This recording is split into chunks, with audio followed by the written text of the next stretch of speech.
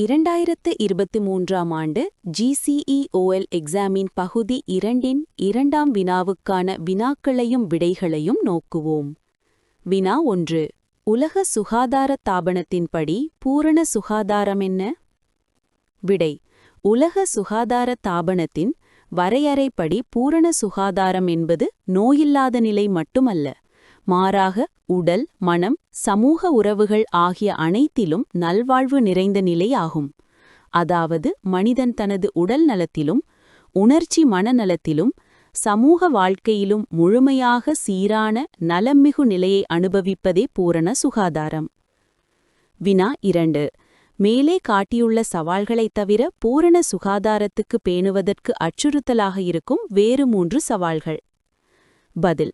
பூரண சுகாதாரத்தை பேணுவதற்கு மேலும் எதிர்கொள்ள வேண்டிய 3 முக்கிய சவால்கள்: சரியான உணவு பழக்கமின்மை, அதிக கொழுப்பு, சர்க்கரை, வேக உணவுகள் உட்கொள்வது, உடலியல் செயல்பாடுகள் அதிகரித்தல், உடற்பயிற்சி குறைவு, நீண்ட நேரம் மொபைல், கணினி.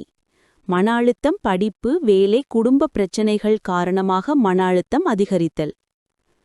3வது வினா. சரியான உணவு, உடற்பயிற்சி உள்ளிட்ட காரணிகள் பூரண சுகாதாரத்திற்கு ஏன் அவசியம்? விளக்குக. பதில். பூரண சுகாதாரத்தை பேணுவதற்கு உடல், உள, சமூக துறைகள் அனைத்தும் சமநிலையுடன் இருப்பது அவசியம்.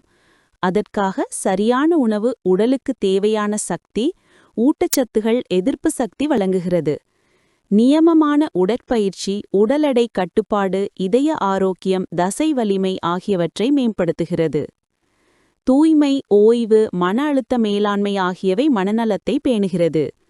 சமூக உறவுகள் ஒத்துழைப்பான வாழ்க்கை நெகிழ்வான சமூக நலனை உருவாக்குகிறது.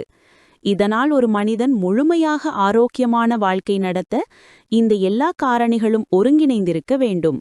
இதுவே பூரண சுகாதாரத்திற்கான அடிப்படை.